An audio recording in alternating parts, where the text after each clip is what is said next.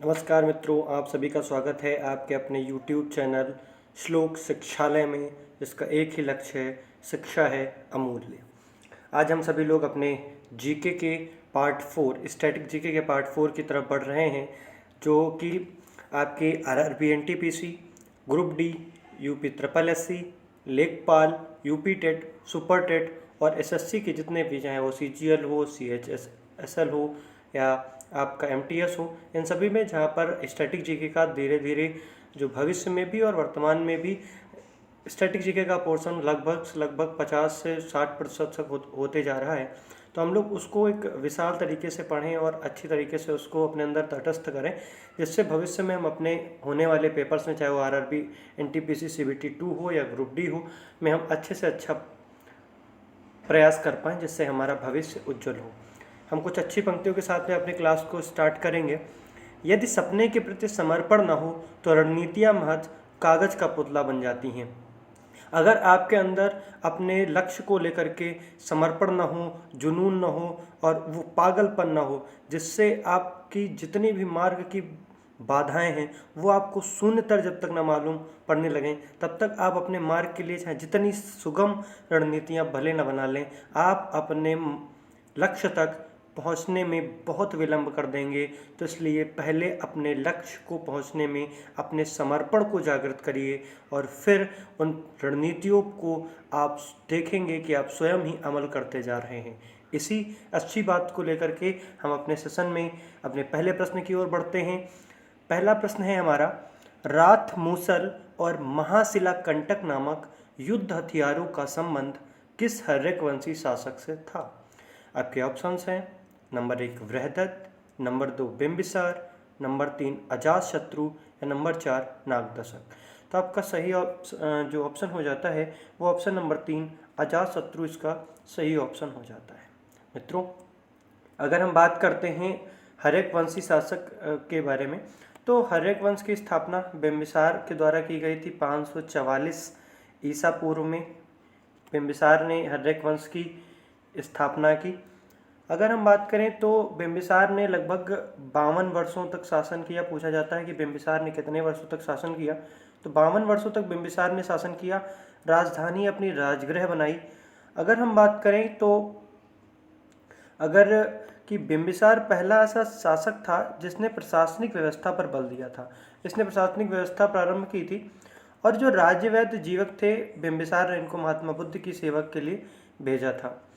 अगर हम बात करें तो बिंबिसार के बाद में तो अजातशत्रु हुआ, जिसने बिंबिसार की हत्या की और 32 वर्षों तक शासन किया, जो कि अजातशत्रु बिंबिसार का पुत्र था और इसका बचपन का नाम कुड़िक माना जाता है। अगर हम बात करते हैं अजातशत्रु के पुत्र के बारे में, तो वो उदयन हुआ और उदयन ने पाटलिपुत्र या कहें पाटलिग्राम की स्थापना, जो कि वर्तमान में पटना है, बिहार की राजधानी है, इसकी स्थापना उदयन के द्वारा ही की गई। और अंतिम अगर राजा की बात करें हर्यक वंश की, तो वो थे नागदशक। तो अगर हम एक ऐसे शुरुआत में एक लाइन बना लेते हैं तो याद करने के दृष्टिकोण से, तो सबसे पहले अगर हर्यक वंश में कौन आया, बिंबिसार आए, और उसके बाद में आए अजातशत्रु, और फिर आए उदयन। कौन आए? उदयन आए, और फिर नागदशक अंतिम के रूप में आए। तो आप देख रहे हैं कि अब इस प्रकार से आपका एक क्लियर हो जाता है कि बिंबिसार ने स्थापना की, फिर उसके बाद अजातशत्रु आए, उसके बाद उदयन आए और नागदशक अंतिम शासक के रूप में हर्यक वंश में आ जाते हैं। आपको चीज़ें समझ में आई होंगी। अगले प्रश्न की ओर हम बढ़ते हैं। 10 कुमार चरित के लेखक दंडी किस पल्लव वंशी राजा के दरबार में रहते थे? यहाँ पर पल्लव वंश एक क्वेश्चन को लिया गया है, जो कि अत्यंत महत्वपूर्ण है। आपके ऑप्शंस हैं नरसिंह वर्मन प्रथम, नरसिंह वर्मन द्वितीय, महेंद्र वर्मन, नंदी वर्मन। अगर आपका सही ऑप्शन की हम बात करें तो सही ऑप्शन आपका हो जाता है नरसिंह वर्मन द्वितीय। नरसिंह वर्मन द्वितीय के दरबार में 10 कुमार चरित के लेखक जो दंडी थे वो रहते थे। अगर हम बात करते हैं पल्लव वंश के बारे में, तो पल्लव वंश के संस्थापक थे सिंह विष्णु। सिंह विष्णु ने पल्लव वंश की स्थापना की थी, और कब की थी? ये इन्होंने की थी 575 में स्थापना की थी, और राजधानी कहाँ बनाई थी? राजधानी बनाई थी कांचीपुरम में, जो कि वर्तमान में तमिलनाडु में स्थित है। वर्तमान के तमिलनाडु में ये स्थित है। अगर हम बात करें कि मत्तविलास प्रहसन की रचना किसने की थी, तो वो रचना की थी महेंद्र वर्मन ने। महाबलीपुरम के एकाश्म मंदिर का निर्माण किसने करवाया था? नरसिंह वर्मन प्रथम के द्वारा करवाया गया था। कांची का कैलाशनाथ मंदिर नरसिंह वर्मन द्वितीय द्वारा बनवाया गया था।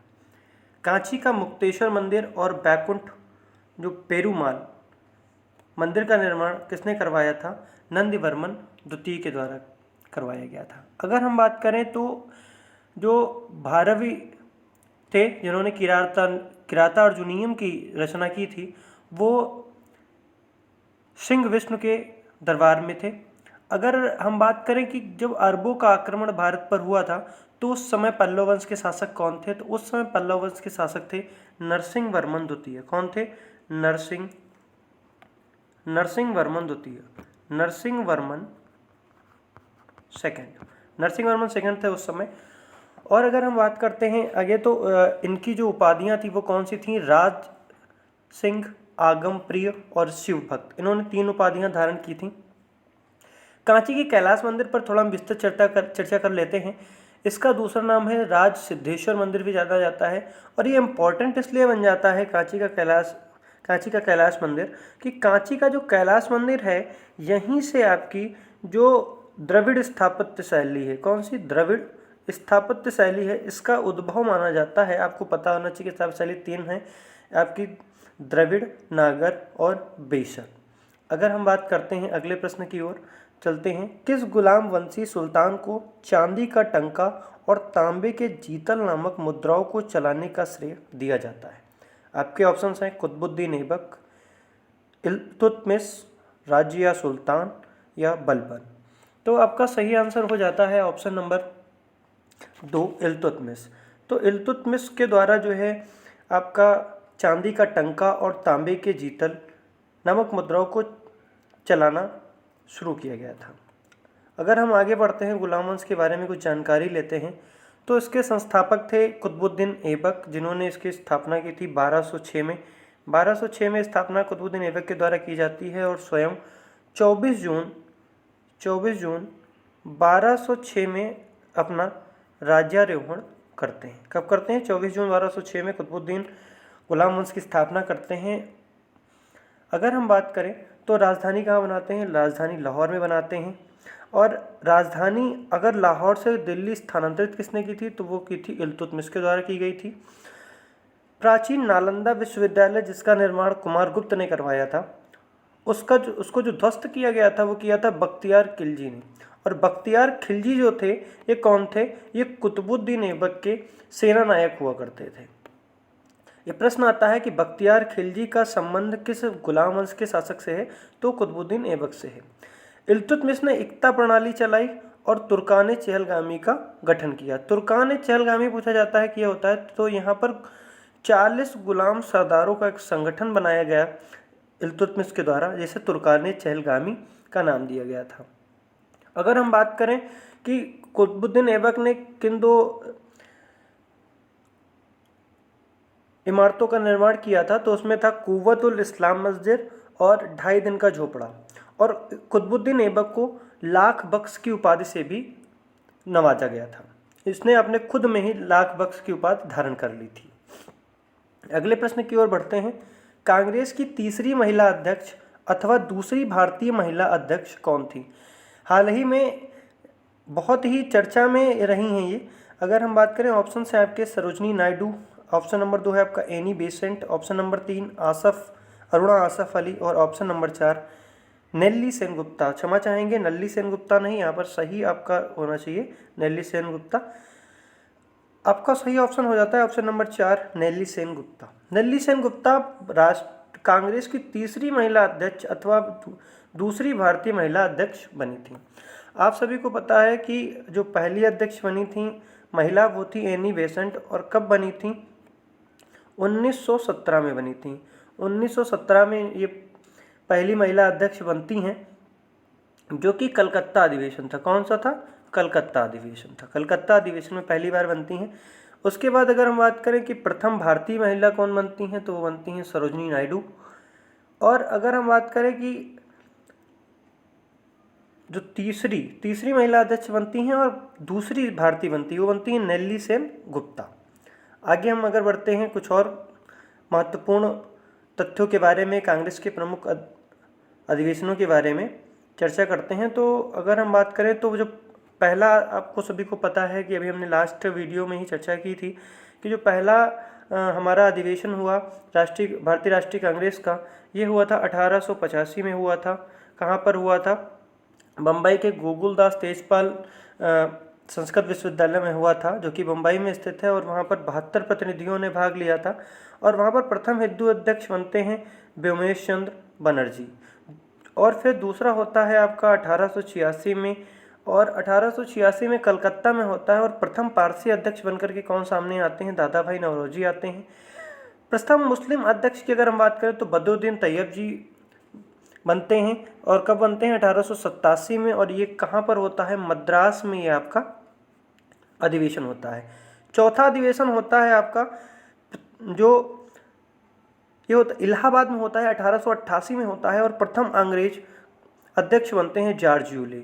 और यही वो जो है आपका कांग्रेस अधिवेशन था जो उत्तर प्रदेश का पहला अधिवेशन था। 1888 में इलाहाबाद में आपका आयोजन किया गया था। प्रथम महिला अध्यक्ष की बात करें तो एनी बेसेंट थी, अभी मैंने आपको बताया 1917 में कलकत्ता में। प्रथम भारतीय महिला अध्यक्ष सरोजिनी नायडू जी थी। अगर हम अगली बात करें, सबसे युवा अध्यक्ष अब्दुल कलाम आज़ाद हुए। कब इन्होंने अध्यक्षता की थी? तो इन्होंने 1923 में दिल्ली के अधिवेशन में अध्यक्षता की थी। और ये भारतीय राष्ट्रीय कांग्रेस के सबसे युवा अध्यक्ष बने। अगर हम बात करें, गांधी जी ने एकमात्र अधिवेशन की अध्यक्षता की, और जिसको कहा जाता है बेलगांव अधिवेशन। बेलगांव में अधिवेशन की। और कब किया? तो 1924 में। कब किया मित्रों? 1924 में किया। एकमात्र गांव में जो आयोजित अधिवेशन था वो जो है फैजपुर था। इसकी अध्यक्षता जवाहरलाल नेहरू जी करते हैं। कब करते हैं? 1937 में। आगे बढ़ते हैं अगले प्रश्न की ओर। स्थायी बंदोबस्त प्रणाली, जो इस्तेमरारी, जागीरदारी, मालगुजारी आदि नामों से भी जानी जाती थी, का संबंध किस ब्रिटिश गवर्नर से था? आपके ऑप्शंस हैं। Option number 1 Cornwallis, option number 2 Ripon, option number 3 Lytton, या ऑप्शन नंबर 4 कर्जन। आपका सही ऑप्शन हो जाता है ऑप्शन नंबर 1 कार्नवालिस।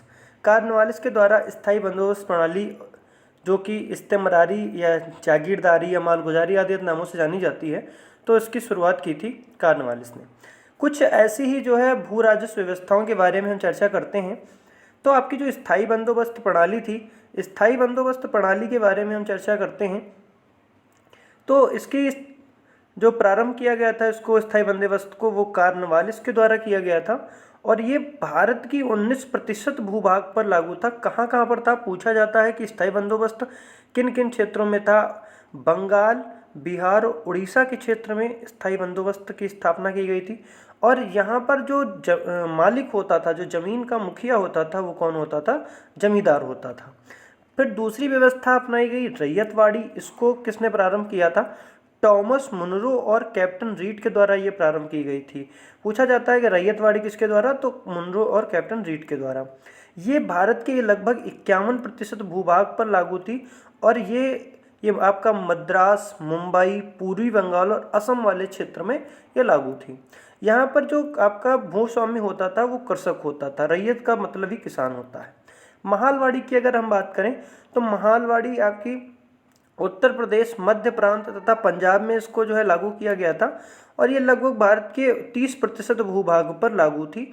और यहाँ पर जो है ग्राम स्तर पर महाल या जागीर की स्थापना की गई थी, जो भू राजस्व व्यवस्था को संपादित करता था।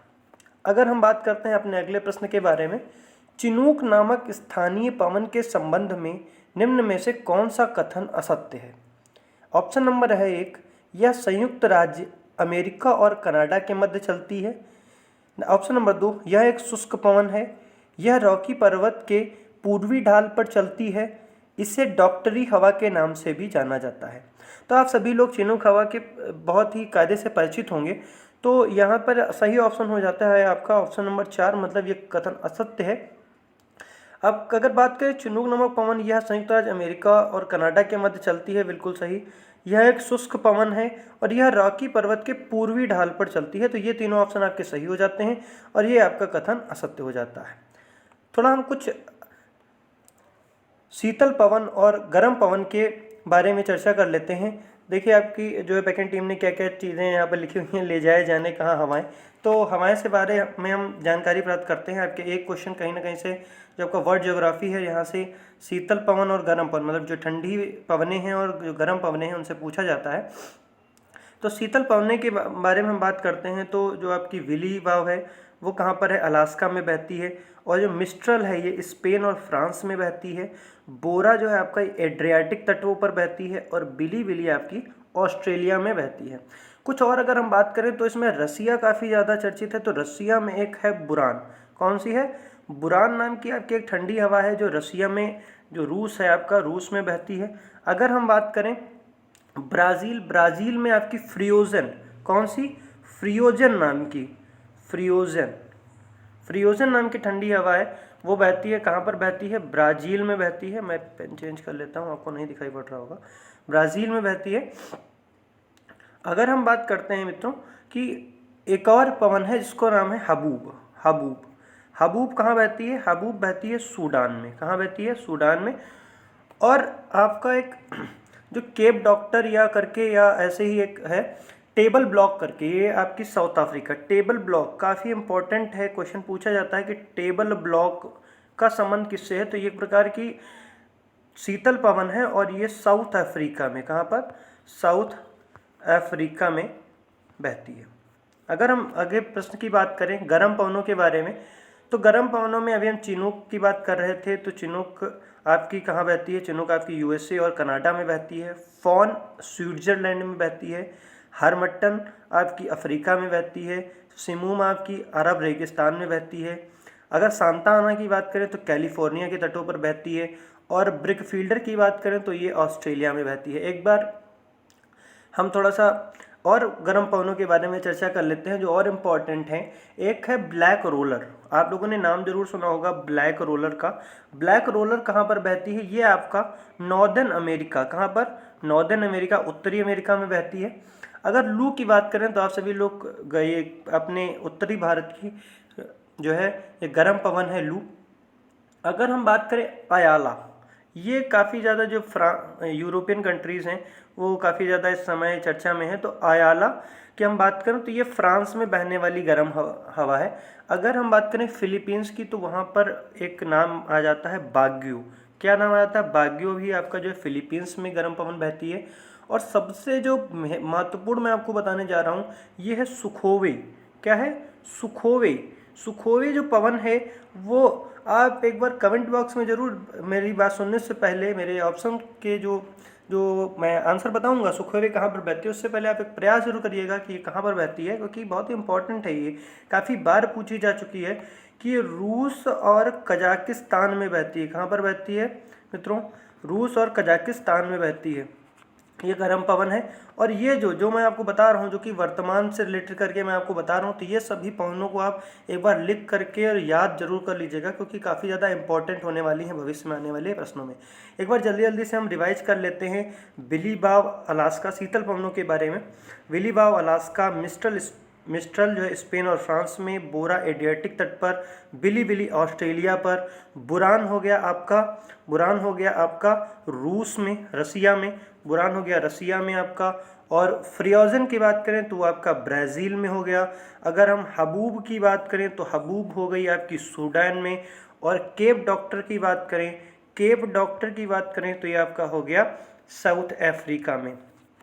अगर हम गर्म पवनों की बात करें तो चिनूक आपका हो गया यूएसए और कनाडा में, फॉन हो गया आपका स्विट्जरलैंड में, हरमट्टम हो गई आपकी अफ्रीका में, सिमूम अरब रेगिस्तान में, सांता आना की बात करें तो कैलिफोर्निया में, और ब्रिकफील्डर ऑस्ट्रेलिया में। और हम ब्लैक रोलर की अगर हम बात करें तो ये आपका नॉर्दर्न अमेरिका में हो जाता है। कहाँ पर हो जाता है, नॉर्दर्न अमेरिका में हो जाता है।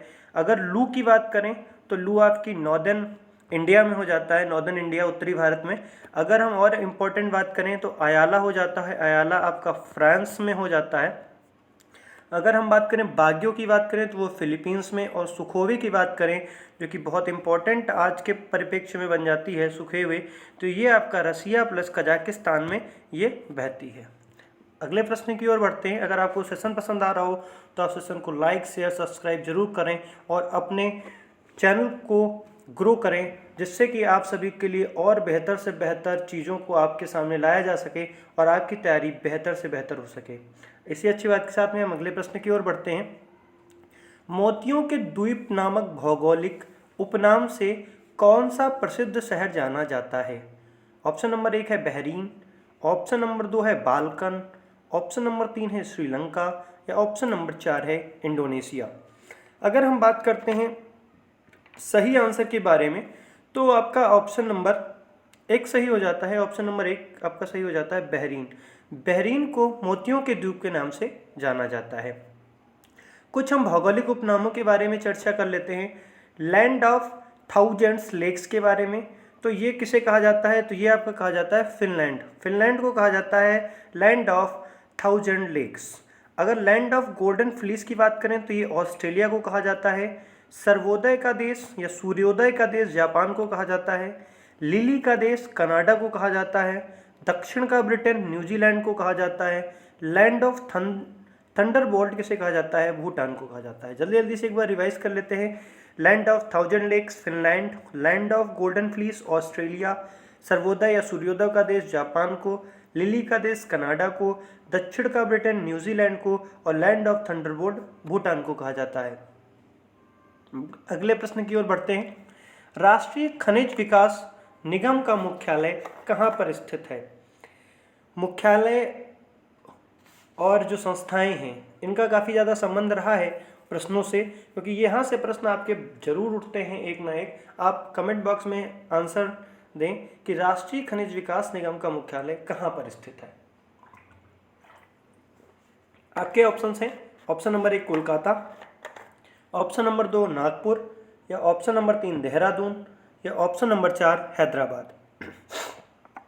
क्षमा चाहेंगे मित्रों, आपका सही ऑप्शन हो जाता है option number 4 Hyderabad. Option number 4 Hyderabad. Hyderabad में राष्ट्रीय खनिज विकास निगम का मुख्यालय स्थापित किया गया है। अगर कुछ हम खनिज संबंधी प्रमुख संस्थानों के बारे में बात कर लेते हैं तो हाल ही फिलहाल में चर्चा में रहा जूलॉजिकल सर्वे ऑफ इंडिया।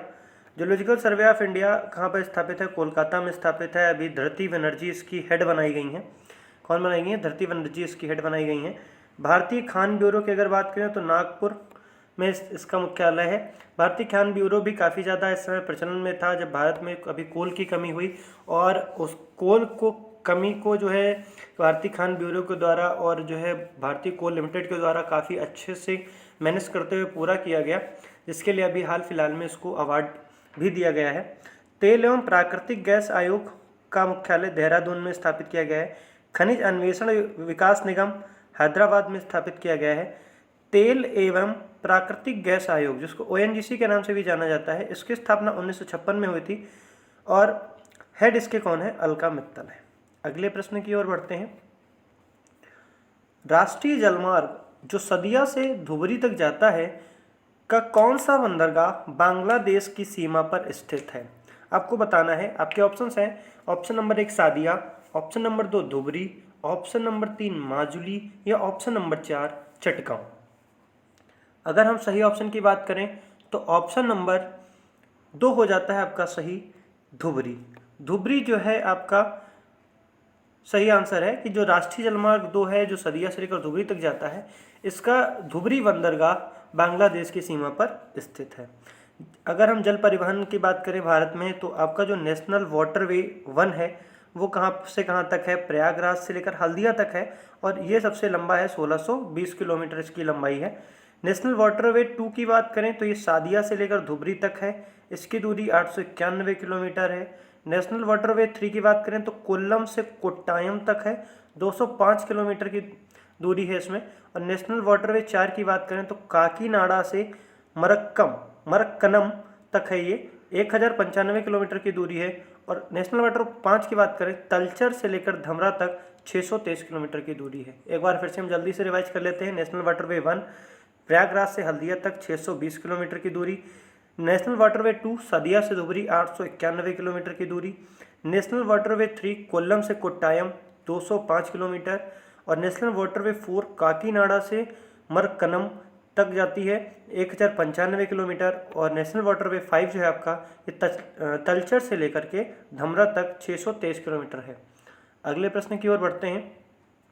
ग्रामीण क्षेत्रों में स्वास्थ्य सेवाएं मुहैया कराने हेतु चलाई गई योजना राष्ट्रीय ग्रामीण स्वास्थ्य मिशन की शुरुआत कब की गई थी? आपके ऑप्शंस हैं 12 अप्रैल 2006, 12 अप्रैल 2005, 12 अप्रैल 2004 या 12 अप्रैल 2003। तो आपका सही ऑप्शन हो जाता है 12 अप्रैल 2005। 12 अप्रैल 2005 को ही जो ग्रामीण क्षेत्रों में स्वास्थ्य सुविधाओं के लिए जो है आपकी एक मिशन की शुरुआत की गई थी, जिसका नाम था राष्ट्रीय ग्रामीण स्वास्थ्य मिशन। इसकी शुरुआत की गई थी। आइए कुछ प्रमुख योजनाएं और वो कब स्टार्ट हुई थी उनके बारे में चर्चा कर लेते हैं। प्रधानमंत्री जनधन योजना 10 अगस्त 2014 को प्रारंभ की गई थी। अगर हम बात करें मेक इन इंडिया की बात करें तो 25 सितंबर 2014 को स्टार्ट की गई थी। मिशन इंद्रधनुष की बात करें तो 25 दिसंबर 2014 को ये भी प्रारंभ की जाती है। बेटी बचाओ बेटी पढ़ाओ 22 जनवरी 2015 से हरियाणा से ये प्रारंभ की जाती है। उजाला योजना की अगर हम बात करें तो 1 मई 2015। प्रधानमंत्री सुरक्षा बीमा योजना 9 मई 2015 से प्रारंभ की जाती है। प्रधानमंत्री जीवन ज्योति बीमा योजना जो है ये 9 मई 2015 से प्रारंभ की जाती है, और अटल पेंशन योजना 9 मई 2015 से प्रारंभ की जाती है। अगले प्रश्न की ओर बढ़ते हैं। संविधान में नियंत्रक महालेखा परीक्षक की नियुक्ति से संबंधित निम्न में से कौन सा अनुच्छेद है? आपका ऑप्शन हो जाते हैं अनुच्छेद 123, अनुच्छेद 143 या अनुच्छेद 148, अनुच्छेद 76। तो आपका सही ऑप्शन हो जाता है अनुच्छेद 148। इस समय जो कैग जो है आपके वो है गिरीश चंद्र मुर्मू जी, और इससे संबंधित आपका आर्टिकल बन जाता है वो 148। अगर हम कुछ महत्वपूर्ण आर्टिकल्स के बारे में बात करें तो आपका ये आर्टिकल हो जाता है आर्टिकल 124 की। अगर हम बात करें तो आर्टिकल 124 आपका सर्वोच्च न्यायालय के गठन से संबंधित है। आर्टिकल 129 अनुच्छेद 129 की अगर हम बात करें तो सर्वोच्च न्यायालय एक अभिलेख न्यायालय होगा, ये इसमें बताया गया है। और अनुच्छेद 163 की बात करें तो राज्य का एक मुख्यमंत्री होगा, उसमें ये बताया गया है। अनुच्छेद 169 की बात करें तो विधान परिषद के बारे में बताया गया है। अगर अनुच्छेद 213 की बात करें तो राज्यपाल द्वारा अध्यादेश जारी करना इसमें बताया गया है। अनुच्छेद 214 की बात करें तो उच्च न्यायालय के बारे में जानकारी दी गई है। अनुच्छेद 226 की बात करें तो मूल अधिकारों के संबंध में उच्च न्यायालय का रिट जारी करने का अधिकार आपका 226 में बताया गया है। और आर्टिकल 32 के द्वारा जो है सुप्रीम कोर्ट मतलब कि आपके जो उच्चतम न्यायालय है उसके द्वारा रिट जारी करने का अधिकार आर्टिकल 32 में बताया गया है। अगले प्रश्न की ओर बढ़ते हैं। बैरोमीटर का आविष्कार का श्रेय किस भौतिक विज्ञानी को दिया जाता है? मतलब बैरोमीटर का आविष्कार किसके द्वारा किया गया था? आपके ऑप्शंस हैं option number 1 Newton, option number 2 Roentgen, option number 3 टॉर्सेली या ऑप्शन नंबर 4 आर्किमिडीज। तो सही आपका आंसर हो जाता है टॉर्सेली। टॉर्सेली के द्वारा जो है आपका बैरोमीटर का आविष्कार किया जाता है। अगर हम बात करें कुछ प्रमुख आविष्कार और उनके आविष्कारकों के बारे में तो कैस्कोग्राफ की खोज किसके द्वारा की गई थी? जेसी बोस के द्वारा कैस्कोग्राफ की स्थापना की गई थी। कैस्कोग्राफ आपको पता होना चाहिए क्या होता है। डायनमो की अगर हम बात करें माइकल फैराडे ने डायनमो की खोज की थी। और गैल्वेनोमीटर की अगर हम बात करें तो इसकी खोज की थी एंड्रे मरे और एम्पियर के द्वारा। अगर हम बात करें सेफ्टी पिन की खोज किसने की थी? वाल्टर हंट के द्वारा। ये बहुत ही छोटा प्रश्न आपको लग रहा होगा कि सेफ्टी पिन कहाँ से आ गया। ये क्वेश्चन आपका आरआरबी एनटीपीसी और ग्रुप डी दोनों जगह पर पूछा गया है कि सेफ्टी पिन का आविष्कार किसके द्वारा किया गया है, तो वाल्टर हंट के द्वारा किया गया है। ट्रैक्टर का आविष्कार रोवार्ड फॉर्मिच के द्वारा किया गया है और सीमेंट का आविष्कार जोसेफ आस्पर्डीन के द्वारा किया गया है। अगले प्रश्न की ओर बढ़ते हैं। निम्न में से कौन सा पादप हार्मोन वृद्धिरोधक हार्मोन के नाम से जाना जाता है? आपके ऑप्शंस हैं option number 1 cytokinin, option number 2 abscisic acid, option number 3 फ्लोरोजेंस या ऑप्शन नंबर 4 ट्राउमेटिन। तो आपका सही ऑप्शन हो जाता है एब्सिसिक एसिड। एब्सिसिक एसिड आपका सही आंसर हो जाता है और ये आपका जो है ये वृद्धिरोधक हार्मोन के नाम से जाना जाता है। अगर हम बात कर लेते हैं कुछ पादप हार्मोन के विषय में जानकारी ले लेते हैं, तो आपका जो ऑक्सिन होता है, ऑक्सिन की खोज किसके द्वारा की गई थी? तो ऑक्सिन की खोज की गई थी आपके डार्विन के द्वारा। ऑक्सिन की खोज डार्विन ने की थी और ये एक वृद्धि नियंत्रक हार्मोन है। अगर हम बात करें जिब्रेलिन के बारे में, तो जिब्रेलिन की खोज कुरोसावा ने की थी। किसने की थी? कुरोसावा ने की थी। यह बौने पौधे को लंबा करने में सहायक करता है। तो वृद्धि नियंत्रक हार्मोन आपका कौन है? ऑक्सिन है। इसकी खोज डार्विन ने की थी। जिबारेलिन की अगर हम बात करें, जिब्रेलिन की बात करें, तो कुरोसावा ने इसकी खोज की थी और ये बौने पौधे को लंबा करने में सहायता करता है। साइटोकिनिन की अगर हम बात करें तो इसकी खोज मिलर के द्वारा की गई थी। यह कोशिका विभाजन में मदद करता है और आरएनए और प्रोटीन निर्माण में सहायक होता है। अगर हम बात करें एब्सिसिक एसिड के बारे में, जहाँ जिसके बारे में प्रश्न की पूछा गया था आपसे, तो ये वृद्धिरोधक हार्मोन है। अगर हम बात करें कच्चे फलों को पकाने के लिए किसका प्रयोग किया जाता है, तो एथिलीन एसिटिलीन का प्रयोग किया जाता है। फ्लोरोजेंस फूल खिलाने वाला एक हार्मोन है। और ट्राउमेटिन की बात करें तो पौधों के जख्म भरने में सहायक है। अगर हम अगले प्रश्न की ओर बढ़ते हैं, रणनीतिक धातु के नाम से निम्न में से कौन सी धातु जानी जाती है? ऑप्शन नंबर है आपका एक गैलियम, ऑप्शन नंबर 2 है टाइटेनियम, ऑप्शन नंबर 3 है एस्बेस्टॉस, या ऑप्शन नंबर 4 है लिथोर्ज। तो रणनीतिक धातु के नाम से आपका टाइटेनियम जानी जाती है। आखिर इन्हें रणनीतिक धातु कहते किसे हैं? तो रणनीतिक धातु की अगर हम बात करें तो ये जो आपके एरोप्लेन्स होते हैं या जो अंतरिक्ष में जाने वाले जो इंजन होते हैं या जो युद्ध में आपके हथियार बनाए जाते हैं, उनमें रणनीतिक धातुएं जो होती हैं, चाहे आपका टाइटेनियम जो हो गई, इनका सबका प्रयोग किया जाता है, इसलिए इन्हें रणनीतिक धातुओं के नाम से भी जाना जाता है। बात अगर हम टाइटेनियम की कर लें तो इसकी खोज बुशो के द्वारा की गई थी और बुशो के द्वारा इसकी खोज की गई थी। और कब की गई थी? 1853 में, 1853 में बुशे के द्वारा जो है इसकी खोज की गई थी। आगे अगर हम बढ़ते हैं, कुछ धातु उनकी मुख्य बातों के बारे में चर्चा कर लेते हैं। तो अगर हम बात करें तो मानव हड्डी में मुख्यतः क्या पाया जाता है? कैल्शियम फॉस्फेट पाया जाता है। और झूठे सोना को क्या कहा जाता है? आयरन पायराइट कहा जाता है। स्याही के निशान अगर मिटाए जाते हैं तो सिल्वर आयोडाइड के थ्रू। अगर हम बात करें कृत्रिम वर्षा के लिए कौन जिम्मेदार होता है? वो सिल्वर ब्रोमाइड होता है। लिथोर्ज को लेड ऑक्साइड भी कहा जाता है। और जो आपका थोरियम का एक मुख्य अयस्क होता है वो क्या होता है? मोनोजाइट होता है। अगले प्रश्न की ओर बढ़ते हैं, इंदिरा गांधी परमाणु अनुसंधान केंद्र कहाँ स्थित है? आपके ऑप्शन हैं, option number 1 Kalpakkam, option number 2 Kakrapar, option number 3 Bulandshahr, या ऑप्शन नंबर 4 पटियाला। तो आपका सही आंसर हो जाता है ऑप्शन नंबर 1 कलपक्कम। कलपक्कम में आपका इंदिरा गांधी परमाणु अनुसंधान केंद्र स्थित है। अगर हम आगे बढ़ें, कुछ प्रमुख परमाणु ऊर्जा संस्थान के बारे में चर्चा करते हैं। तो अगर सबसे पहले बात कर लेते हैं परमाणु ऊर्जा आयोग की स्थापना कब हुई थी? 10 अगस्त 1948 को परमाणु ऊर्जा विभाग की आयोग की स्थापना की गई थी। और विभाग की अगर हम बात करें तो परमाणु ऊर्जा विभाग की स्थापना अगस्त 1954 में की गई थी। भाभा परमाणु अनुसंधान केंद्र कहाँ पर है? ट्रॉम्बे मुंबई में स्थित है। इंदिरा गांधी परमाणु अनुसंधान केंद्र कलपक्कम तमिलनाडु में स्थित है।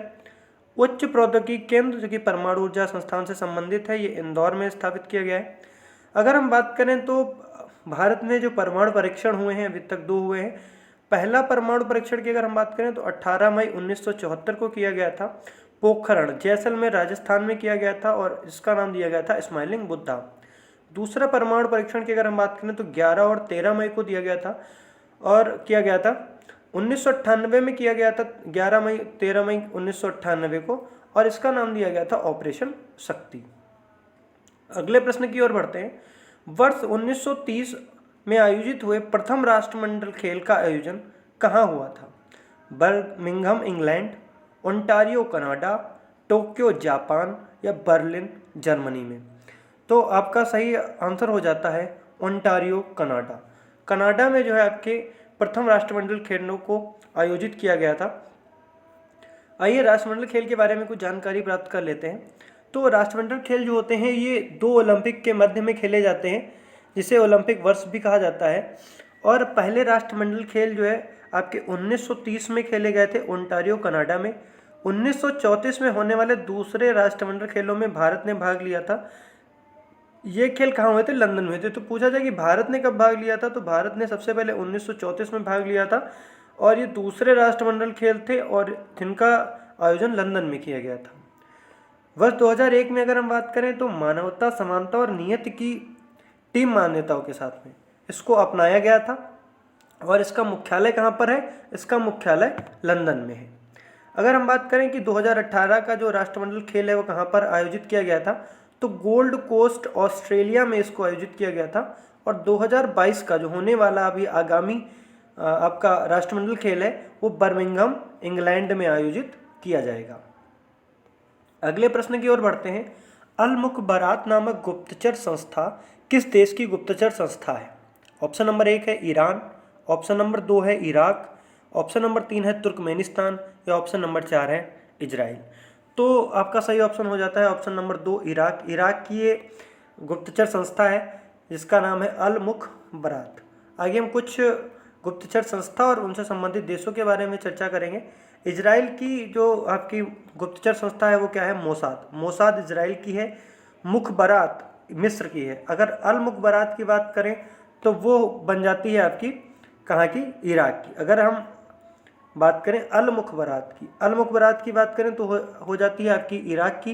लेकिन अगर हम बात करें मुखबरात की, सिर्फ मुखबरात की हम बात करेंगे तो हो जाएगी मिस्र की। नाइचो है आपकी जापान की, सावाक है आपकी ईरान की और केजीबी या जीआरयू आपकी है रसिया की और रॉ आईबी सीबीआई क्षमा चाहेंगे, रॉ आईबी और सीबीआई आपकी कहाँ की है?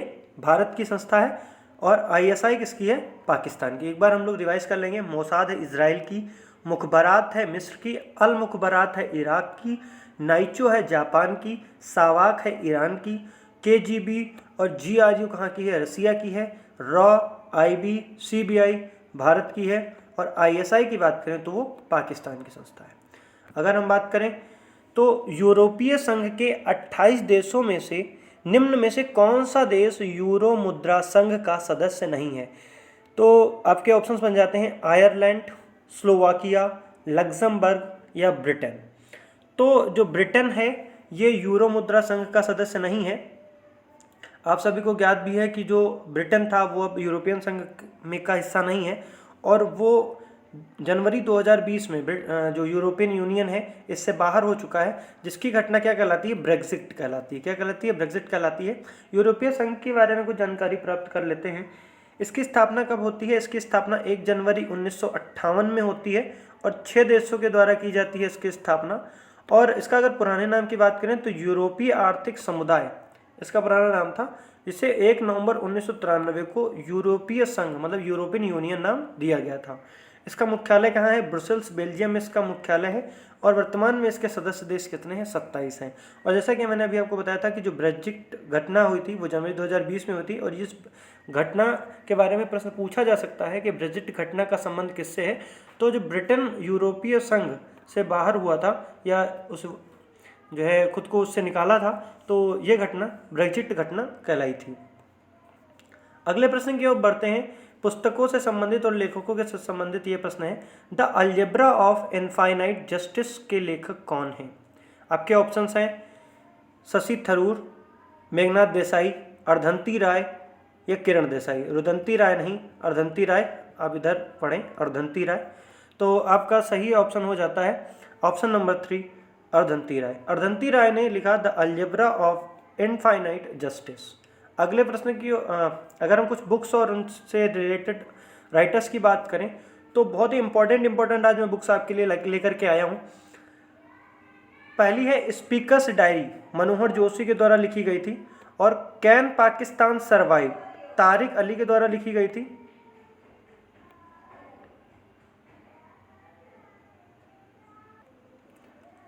क्षमा चाहेंगे मित्रों। अगर हम प्रमुख पुस्तकें और उनके लेखकों के बारे में चर्चा करते हैं तो स्पीकर्स डायरी की रचना किसने की थी?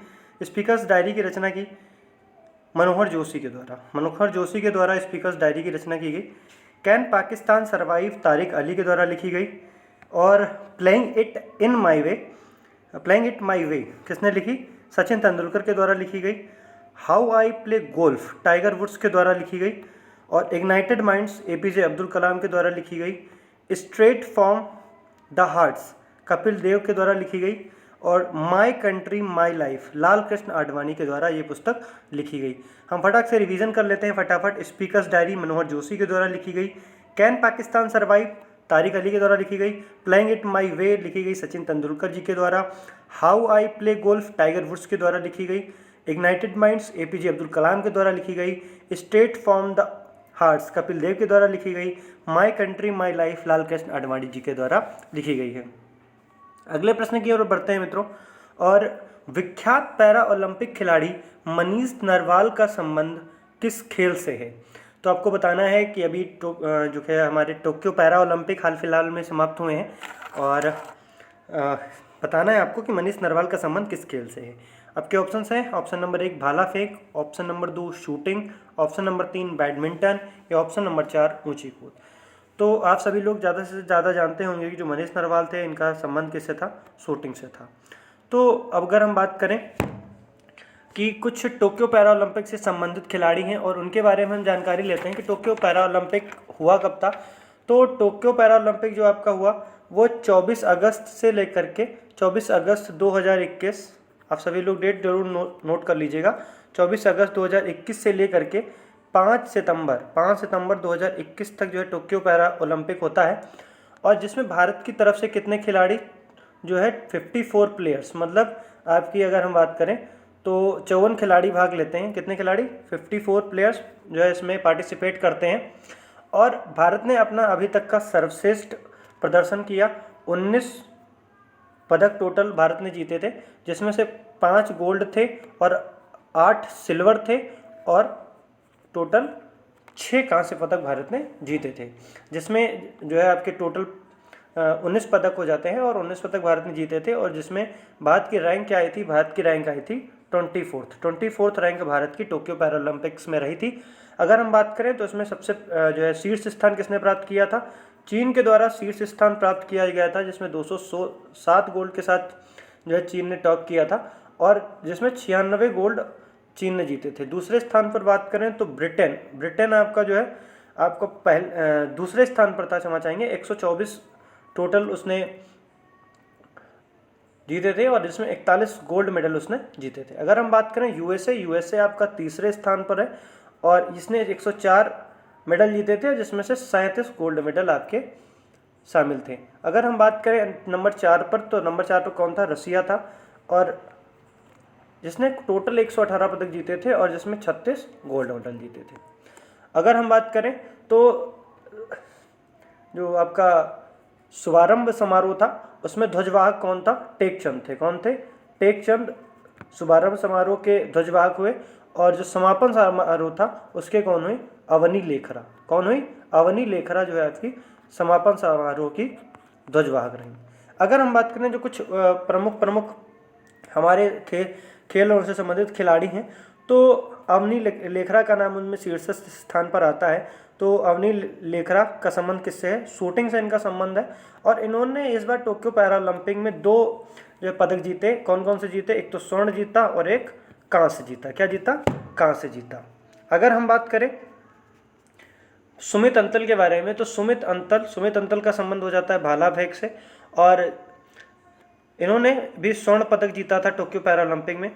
प्रमोद भगत की अगर हम बात करें तो ये खिलाड़ी हैं बैडमिंटन के, और कृष्णनागर, प्रमोद भगत और कृष्णनागर, इन दोनों का संबंध किससे? बैडमिंटन से, और इन दोनों ने भी क्या जीता था? स्वर्ण पदक जीता था। अगर हम बात करें मनीष नरवाल की, तो मनीष नरवाल ने भी क्या किया था कि शूटिंग में स्वर्ण पदक जीता था। अगर हम फिर बात करें कि आपके मरियप्पन थंगावेलु के बारे में, तो मरियप्पन थंगावेलु और प्रवीण कुमार का संबंध किससे है? ऊंची कूद से है। और मरियप्पन थंगावेलु और प्रवीण कुमार ने टोक्यो पैरा ओलंपिक्स में कौन सा पदक जीता था? रजत पदक जीता था। कौन सा पदक जीता था? रजत पदक जीता था। अगर हम बात करें भाविना पटेल की, तो भाविना पटेल का संबंध किससे है? टेबल टेनिस से है, और इन्होंने जो है रजत पदक जीता था। और आपको पता होना चाहिए जो टोक्यो पैरा ओलंपिक में जो पहला पदक जीता था वो किसके द्वारा जीता गया था? भाविना पटेल के द्वारा ही जीता गया था। फिर सिंहराज अधाना की बात करते हैं। सिंहराज अधाना शूटिंग से संबंधित था। इन्होंने टोक्यो पैरा ओलंपिक 2022 में कांस्य पदक जीता। अगर हम बात करें सुभाष यतराज की, तो इनका संबंध बैडमिंटन से है, और इन्होंने भी रजत पदक जीता है। आपको ये क्लास कैसी लगी, आप सभी लोग अपने सुझाव कमेंट बॉक्स में देना ना भूलें। और आप सभी लोग चैनल को लाइक करें, शेयर करें, सब्सक्राइब करें। आप सभी लोगों का बहुत बहुत धन्यवाद। आप सभी लोग टच में बने रहें। धन्यवाद। जय हिंद, जय भारत, वंदे मातरम।